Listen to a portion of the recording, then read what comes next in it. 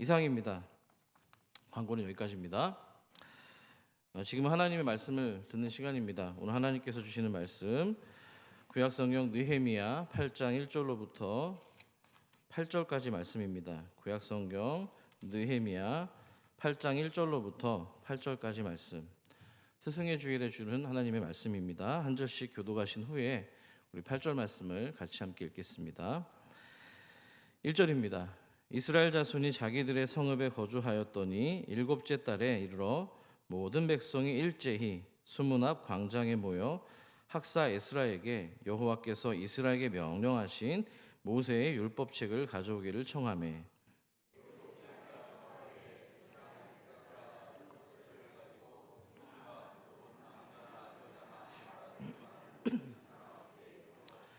수문 앞 광장에서 새벽부터 정오까지 남자나 여자나 알아들을 만한 모든 사람 앞에서 읽음에 뭇 백성이 그 율법책에 귀를 기울였는데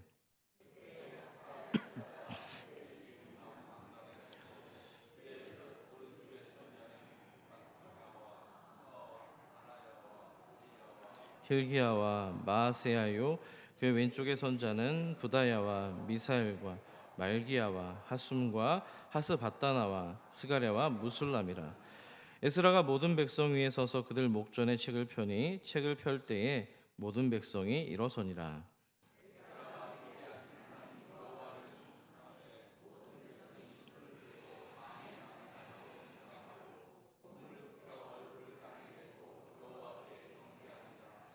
예수아와 바니와 세레바와 야민과 악굽과 사부대와 호디야와 마아세야와 그리다와 아사라와 요사밧과 하난과 블라야와 레위 사람들은 백성이 제자리에 서 있는 동안 그들에게 율법을 깨닫게 하였는데 하나님의 율법책을 낭독하고 그 뜻을 해석하여 백성에게 그 낭독하는 것을 다 깨닫게 하니.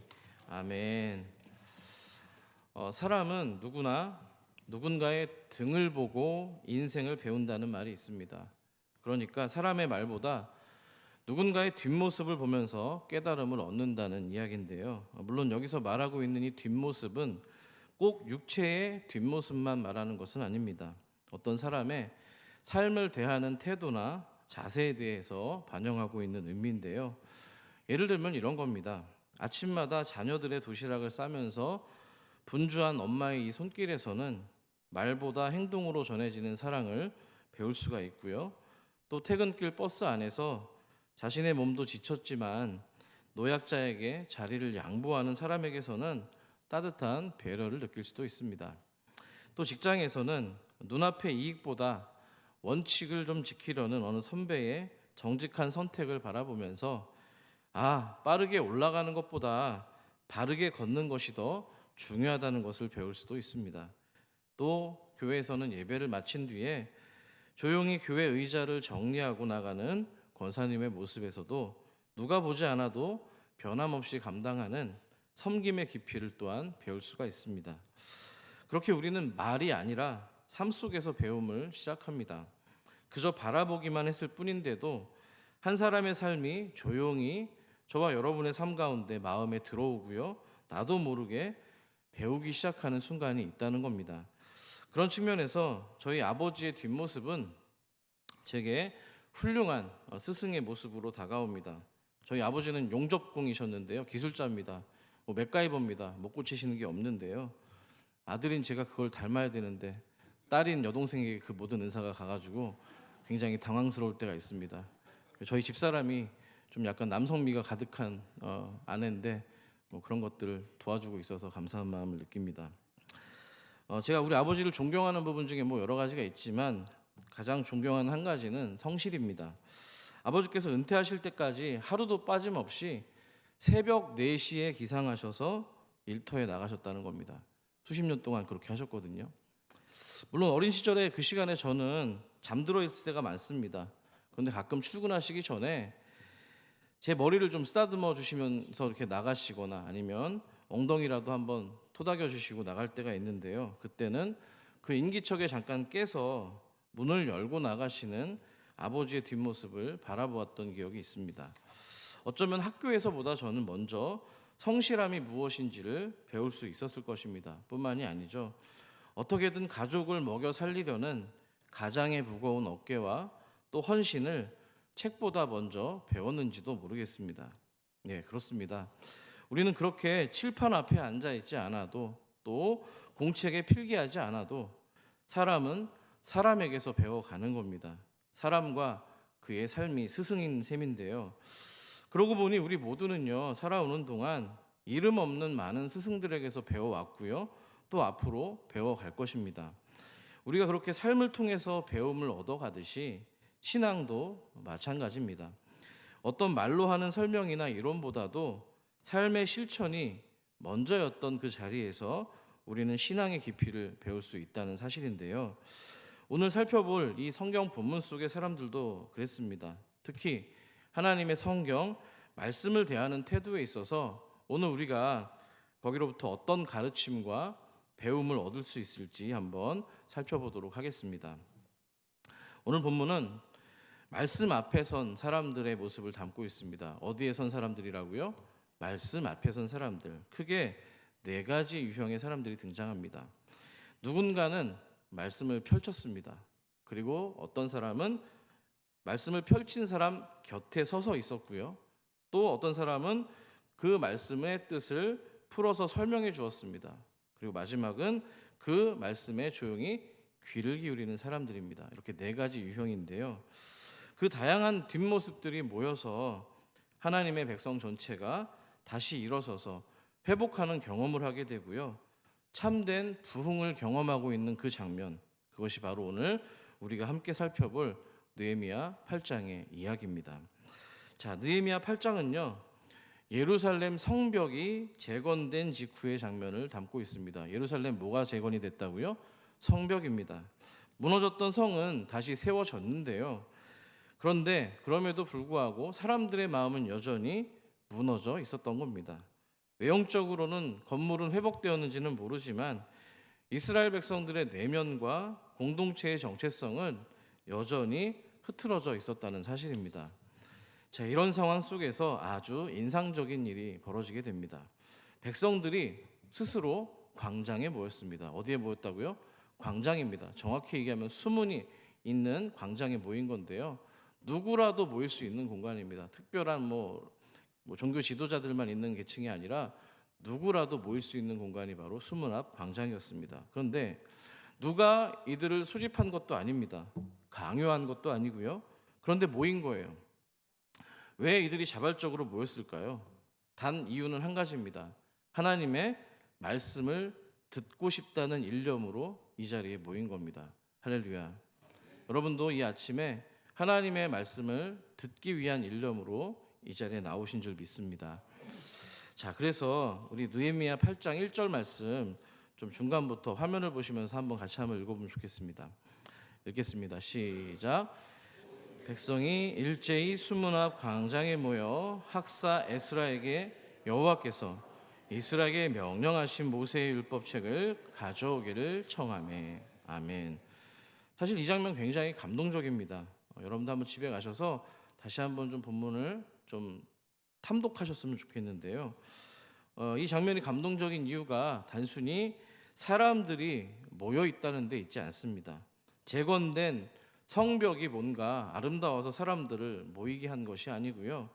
오직 하나님의 말씀이 사람들을 모이게 했다는 겁니다. 그러니까 건물이 아니라 하나님의 음성을 다시 듣고 싶다라고 하는 그 갈망이 사람들의 발걸음을 이 자리로 모이게 했다는 겁니다. 그것이 오늘 본문이 보여주는 첫 번째 배움의 시작인데요. 여러분들이 교회라는 공간에 오실 때 정말 외형적인 공간이 이뻐서 오는 것이 아니라 정말 하나님을 사모하는 마음으로 그 말씀에서 간절히 갈망하는 마음으로 나오시기를 축복합니다. 아까도 말씀드렸지만 이들이 모인 이유가 누가 시킨 게 아니고요. 누가 소집한 것도 아니었습니다. 백성들 스스로 자발적으로 광장에 모인 거예요. 그리고 그 함께 모인 백성들이 당시 학사였던 에스라에게 하나님의 율법을 읽어달라고 지금 요청하고 있는 장면입니다. 단순한 요청이 아닙니다. 영적인 갈급함, 영적인 갈망의 표현이었다는 사실입니다. 그러면 왜 그렇게 이들이 말씀을 듣고 싶어 했을까요? 상식적으로 생각해 보시길 바랍니다. 오늘 본문에 나온 사람들은요, 70년이 넘도록 바벨론의 포로 생활을 마치고 돌아온 귀한 자들입니다. 나라가 무너졌습니다. 왕도 사라졌습니다. 성전은 불타 없어졌고요.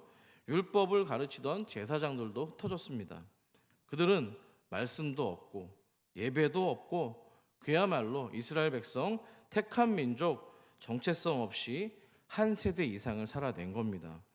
유대 역사가였던 요세푸스가 기록한 유대 전쟁사에 보시면은 이스라엘 성전을 상실한 모습을 기록하고 있는데요. 물론 AD 70년 이 로마 제국에 의해서 예루살렘이 멸망했을 때의 모습을 담고 있습니다.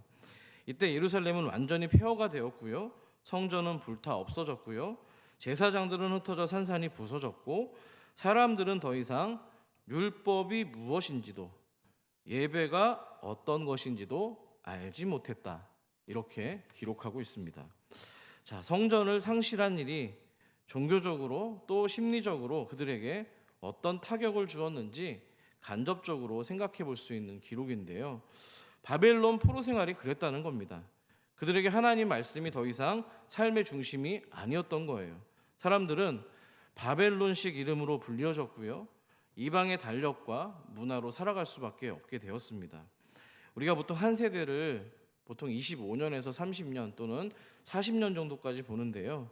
이스라엘 백성들이 그러니까 한 세대를 넘어서 거의 두 세대가 지나도록 자신들이 누구인지, 나는 누구인지, 나는 어떤 백성인지 그 정체성이 희미해지기 시작하게 된 겁니다.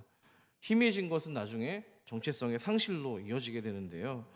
그렇기 때문에 그들에게 바벨론 포로 생활에 있어서의 가장 힘들었던 아픔은 뭐냐면 자신들이 지금 고향 예루살렘을 떠나 있는 거, 그래서 내가 지금 이방 땅에 있는 것이 아니고요. 하나님을 예배할 자리를 잃어버렸다는 사실입니다. 공감하십니까? 사실 이것은요, 우리나라의 역사 가운데서도 굉장히 익숙한 이야기입니다. 우리 민족도 나라를 잃었던 때가 있었습니다. 일본 식민지 지배 아래에서 우리의 이름을 잃었고요. 또 말을 잃었고요. 언어를 잃었고 글을 잃었고 신앙의 자유도 잃었습니다. 성경책조차 믿는 사람들은 감춰야만 했던 시간이 있었습니다. 일제강점기 때 교회에 모이기만 해도 하나님보다 누구를 먼저 찬양하라고 했어요? 일본 천황을 먼저 찬양하라고 했고요. 또 성경 공부는 숨어서 조용히 속삭이듯이 해야만 했습니다. 그 시절에 어떤 성도는 한 장짜리 찬송가를 품 안에 감추어 다니면서 또 이렇게 찬양했고요. 또 어떤 어머니는 성경을 베개 속에 넣고 몰래 읽었다고 전해집니다. 하지만 그렇게 감시와 일본의 박해가 심해지면 심해질수록 사람들의 마음은 더욱더 갈급해졌고요. 하나님을 향한 말씀을 향한 열망은 점점 더 커져만 갔다는 사실입니다. 바로 지금 오늘 읽고 있는 느헤미야 8장의 이야기, 거기에 나온 사람들이 그랬다는 겁니다. 하나님의 은혜로서 그 포로로부터 이제 귀환하게 되었고요. 또 에스라나 느헤미야와 같이 또 함께 귀환해서 성벽이 다시 세워지기도 했습니다. 이제 그들은 그 과정 가운데서 자신들의 정체성을 깨닫기 시작했고요. 그 갈급함이 폭발하기 시작했던 겁니다.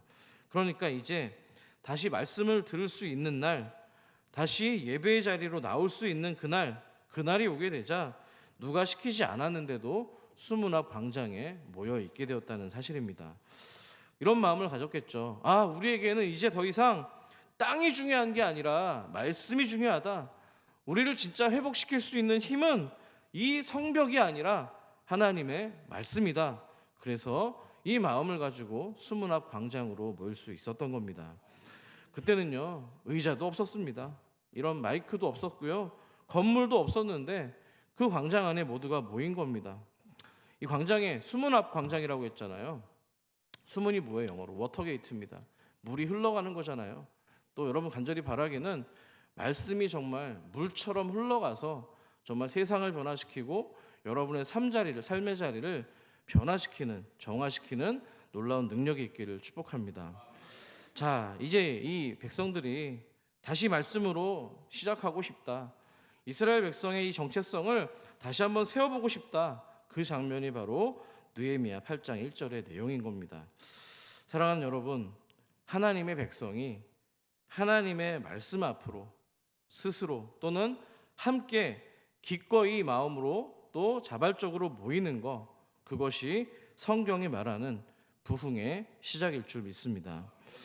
그들은 에스라에게 율법책을 가져오라고 요청합니다. 여기서 학사 에스라의 직함에 대해서 좀 주목해 볼 필요가 있는데요. 히브리어로 학사를 소페르라고 합니다. 한번 따라 볼까요? 소페르. 이 학사는요, 단순히 글을 쓰는 사람이 아니고요, 율법을 깊이 연구하고 정리하고 해석할 줄 아는 사람, 그러니까 학문과 영성을 겸비한 율법 교사를 의미합니다.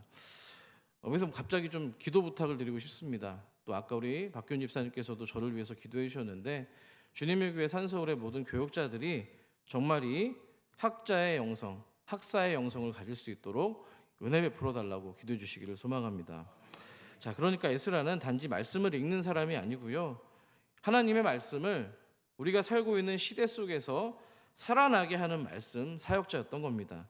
하나님의 율법을 잊어버렸던 세대 가운데에 다시 하나님의 음성을 들려줄 수 있는 영적인 스승이 바로 에스라였다는 사실입니다. 그래서 오늘 이 수문합 광장에 모여 있는 사람들은 남녀노소입니다. 이스라엘 백성들 모두가 다 그 말씀을 함께 듣고 싶어 했던 거예요. 근데 흥미로운 점은요, 에스라 혼자서 율법책을 낭독하지 않았다는 겁니다. 이제부터 귀를 좀 더 기울여 주시면 좋겠습니다. 우리는 보통 오늘 성경을 읽었지만 에스라 혼자서 율법책을 낭독했다고 생각하기가 쉽습니다. 실제로는 하지만 에스라 곁에는 수많은 동역자들이 있었다는 거예요. 오늘 여러분들이 본문을 읽는데 이름 때문에 아주 곤욕을 치르는 걸 봤는데요, 그럼에도 불구하고 4절 말씀을 한번 또박또박 다시 한번 읽겠습니다. 시작. 그때 학사 에스라가 지은 나무 강단에 서고 그의 곁 오른쪽에 선 자는 맏디다와 스마와 아나야와 우리야와 힐기야와 마아세야요, 그의 왼쪽에 선 자는 미사엘과 말기야와 핫숨과 하스바다나와 스가랴와 무슬람이라. 아멘. 여러분들의 인생을 살아오면서 아까도 말씀드렸지만 수많은 또 기억하는 스승들도 있었겠지만 기억하지 못하는 스승들도 있었을 겁니다. 이 말씀을 읽으면서, 이분들의 이름을 읽으면서 여러분을 가르쳤던 그 수많은 스승들에게 감사하는 시간이 되길 소망합니다. 자, 본문을 보니까요, 에스라가 높은 나무 강단에 섰다고 되어 있는데 그의 오른편과 왼편에 총 13명의 지도자들이 함께 서 있었다는 겁니다. 말씀을 읽는 한 사람 에스라뿐만 아니라 말씀을 함께 붙들고 서 있는 사람들이 있었다는 거예요. 그러니까 이 말씀이 공동체 전체의 권위와 동의함 속에서 선포되고 있다는 상징적인 메시지를 던져주고 있는 겁니다. 이해가 되십니까? 여러분들이 쉽게 생각하면 우리가 드리고 있는 현대 예배를 생각하시면 됩니다. 기도자, 아까 우리 박균 집사님도 기도자가 있었고요, 또 말씀을 전하는 설교자가 있고요, 또 앞에서 찬양을 인도했던 전도사님도 있었습니다. 여러 예배를 돕는 사역자가 함께 인도하는 구조와 닮아 있다는 겁니다. 이해가 되셨죠? 자, 그러면 이 말씀을 듣는 청중들의 모습은 또한 어땠을까요? 본문 5절을 여러분들이 한번 읽어주십시오. 시작.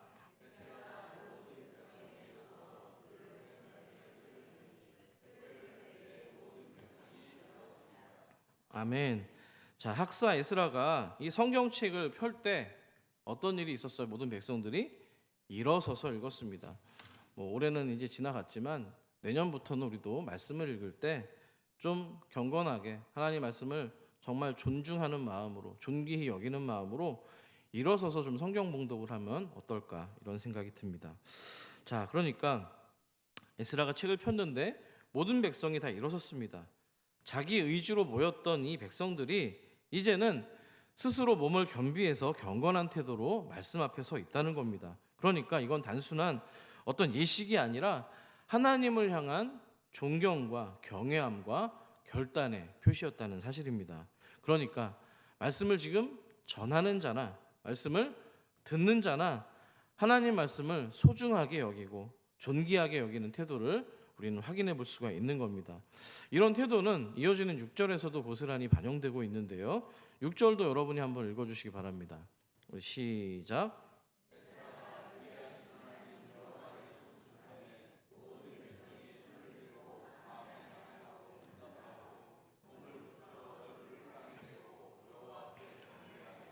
아멘. 에스라가 여호와를 송축했습니다. 모든 백성이 아멘, 아멘 두 번 강조하고 있죠. 손을 들고요, 무릎을 꿇고요, 얼굴을 어떻게 해요? 땅에 대고 경배하고 있는 겁니다. 동작만 해도 굉장히 어렵지 않습니까? 그만큼 이 어려운 동작을 통해서라도 하나님께 경외하는 마음, 사랑하는 마음을 그렇게라도 표현하고 싶었던 거예요. 송축이 뭐예요? 송축. 사실 축복을 간구하는 내용인데 우리가 하나님을 그렇게 할 수가 없잖아요. 그렇기 때문에 송축은 하나님을 높이고 존귀하게 여기고 감사와 경배를 올려드리는 것을 의미합니다. 자, 이때 백성들의 반응은 단지 지금 순간적인 감정의 폭발이 아니었습니다. 말씀이 그들의 마음을 사로잡자, 그들의 심령 안에 깊이 닿자 삶이 흔들리기 시작한 겁니다. 하나님 앞에 선 자들의 진지한 응답이자 결단의 모습인 줄 믿습니다. 자, 입술은 아멘이라고 응답하고요, 손을 들고요, 무릎은 꿇고 얼굴은 땅에 닿았습니다. 집에 가서 이 동작을 한번 해보세요. 얼마나 어려운 동작인지. 이제 이 감격은요, 단순한 인간의 감정에 머무르지 않고 깨달음으로 이어지기 시작합니다. 단순한 감정의 떨림을 넘어서 삶을 바꾸는 진심의 응답으로 번져가기 시작하는데요. 우리 본문 7절을 함께 보도록 하겠습니다. 같이 한번 읽어볼게요. 시작.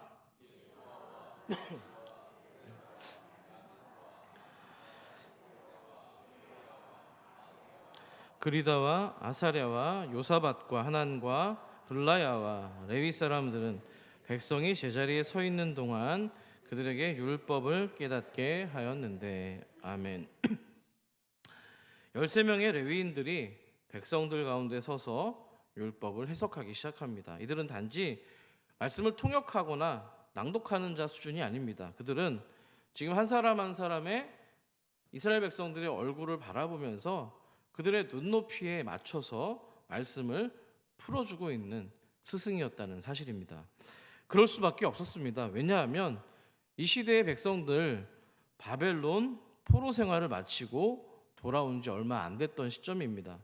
그곳에서는 히브리어보다는요 아람어에 더 익숙한 세대였는데요. 말씀이 히브리어로 쓰여져 있잖아요. 그래서 히브리어로 말씀이 낭독은 되었고요. 많은 백성들은 그 의미를 정확히 이해하지를 못했습니다. 그렇기 때문에 이때 누가 나서는 거예요? 레위인들이 나서는 겁니다. 마찬가지로 또 목사나 전도사님이나 교역자들이 또 여러분들에게 말씀을 전할 때 쉽게 풀어주는 역할을 하는 거잖아요. 그 역할을 하는 거예요. 지금 레위인들이 언어적으로, 문화적으로, 신앙적으로 또 포로 생활을 하면서 멀리 떨어져 있었던 이 백성들에게 하나님과의 말씀을 그 간격을 좁혀주는 바로 해석자의 역할을 감당했던 겁니다. 그렇다고 해서 이들이 단순히 말씀을 번역하고 해석하지만 않았습니다. 레위인들은 하나님의 말씀을 문자적으로만 그대로 해석해 주는 게 아니고요, 이스라엘 백성들의 삶 속으로 말하자면 말씀을 끌어서 삶으로 번역하는 일을 감당했다는 사실입니다. 그러니까 이 말씀이 이 시대 가운데 우리 공동체 안에 왜 필요한지, 하나님의 율법이, 이 말씀이 우리에게 어떤 방향을 제시하고 있는지, 어떤 비전을 그려주고 있는지 깨닫게 하는 바로 영적 스승의 위치에 있었던 사람들이 레위지파 사람들이었다는 사실입니다. 그리고 주목할 점은요, 이 레위지파들이 백성들 어디에 서 있는 거예요? 백성들 가운데 서 있는 겁니다. 높은 강단 위에 있는 게 아니고요, 사람들 틈바구니에서 똑같은 위치에서 똑같은 눈높이로 같은 마음으로 이 말씀이 전해졌다는 사실입니다. 그러니까 이 가르침은 단순한 가르침이 아니고요, 한번 따라해 볼까요? 함께 걸어가는 신앙교육. 네, 그야말로 이 레위인들의 교육은 함께 걸어가는 신앙교육입니다. 간절히 바라기는 우리 주님의 교회 산서울의 모든 교역자들과 또 교사들이 우리 자라나는 다음 세대들과 성도님들과 함께 걸어가는 그 신앙교육의 길에 서 있기를 축복합니다. 그래서 말씀이 이들은 단지 들리는 데서 멈추지 않고요, 어떻게 하면 백성들의 마음에 영혼에 닿을 수 있도록, 그래서 삶으로 번역해낼 수 있도록 정말 그 자리까지 다리 역할을 했다는 겁니다. 그 말씀을 단지 글자로 전하는 게 아니라 한마디로 일상 가운데 마음에 닿도록 삶의 언어로 재해석해 준 사람들이 레위 지파였다는 사실입니다. 신약 성경 누가복음 24장에 보시면 여러분, 부활하신 예수님께서 낙심한 제자들과 함께 길을 걷는 장면이 나옵니다. 제자들은 아직 예수님의 부활을 소식을 듣지 못했던 상태였는데요, 마음이 많이 심란해 있고 상심해 있었습니다. 그때 주님께서 짠 하고 나타나셔서 제자들과 그 엠마오로 가는 길을 함께 걸어가시는데요, 무슨 얘기를 하시던가요? 우리 누가복음 24장 27절을 여러분 한번 읽어주시기 바랍니다. 시작.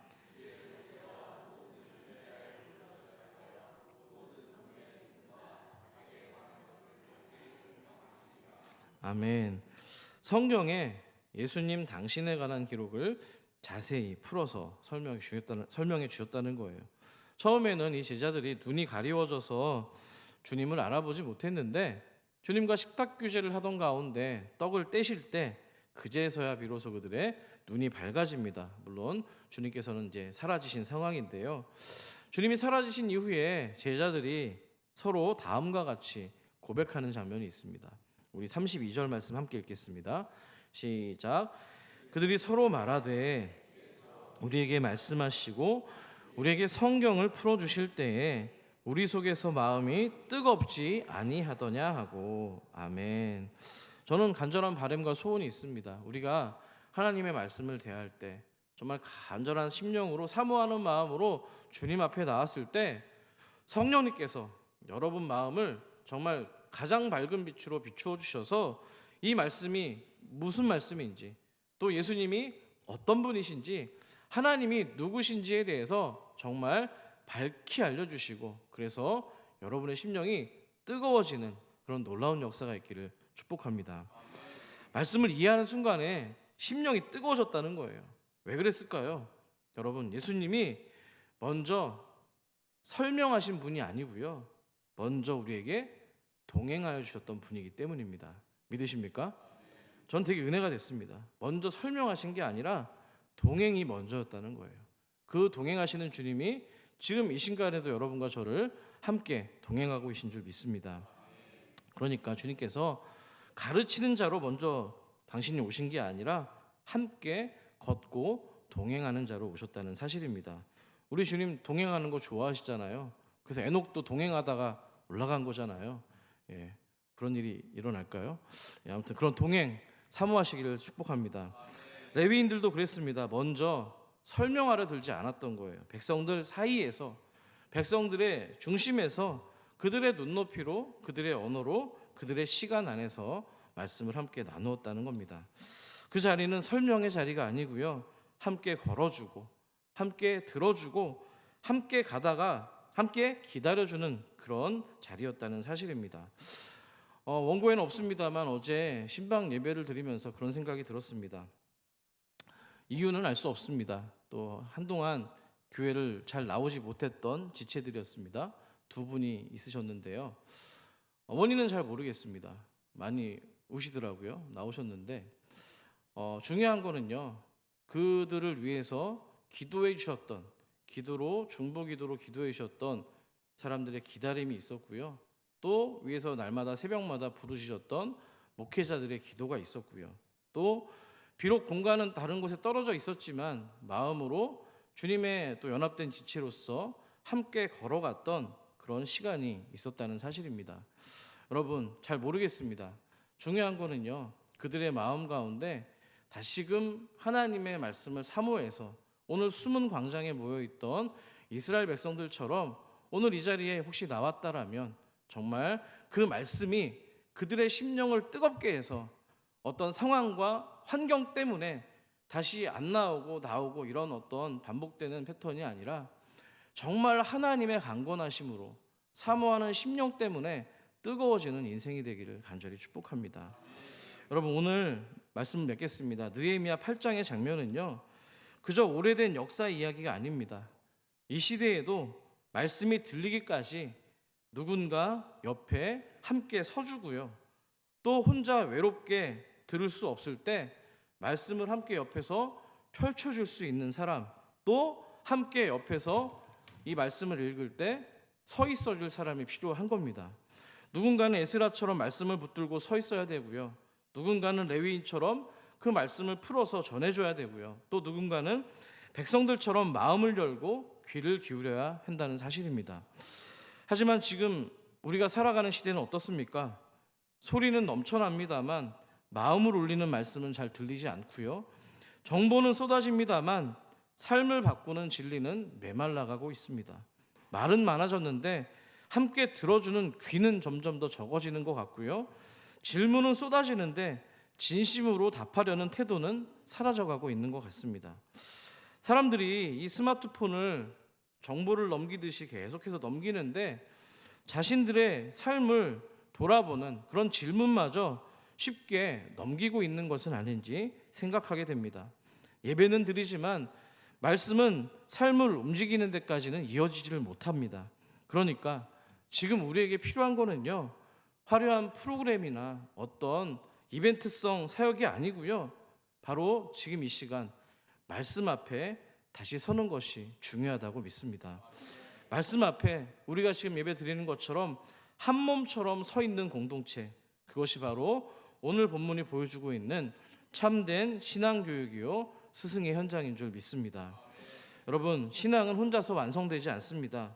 그 말씀이 내 삶에 들어올 때까지 누군가 먼저 기다려줘야 되고, 기다리는 동안 해석해줘야 되고, 울어주고 붙잡아야 될 줄 믿습니다. 그것이 바로 스승의 역할이고 또한 동역자의 사명인 줄 믿습니다. 오늘 본문에는 발음하기도 어려운 많은 사람들이 있었습니다. 그들 모두 우리들의 스승입니다. 생각해보면 우리 인생에도 그런 사람들이 있습니다. 나를 가르쳐준 사람이라기보다는 나를 깨닫게 해준 사람, 지식보다 태도를 보여주고 정보보다 기다림으로 함께 해준 사람, 말 한마디로 가르치기보다 삶의 한 줄로 해석해준 사람, 그런 분들이 우리 안에 말씀의 자리를 만들어 준 겁니다. 이제 우리 차례입니다. 우리 누구도 누군가의 인생에 그런 사람으로 기억된다면 그 자리가 바로 우리 역시도 스승으로 부름받은 자리인 줄 믿습니다. 여러분, 교회 학교 교사이든 구역장이든 기도로 붙드는 부모이든 말없이 기다려주는 신앙의 선배이든 그 누구든 우리는 말씀을 삶으로 해석하는 사람이 될 수 있는 겁니다. 가르침은 거기서부터 시작되는 겁니다. 말씀을 읽는 사람만이 아니라 해석되기까지 함께 있어주는 사람, 깨닫기까지 자리를 떠나지 않는 사람, 여러분의 삶이 누군가에게 그런 해석의 공간이 되기를 소망합니다.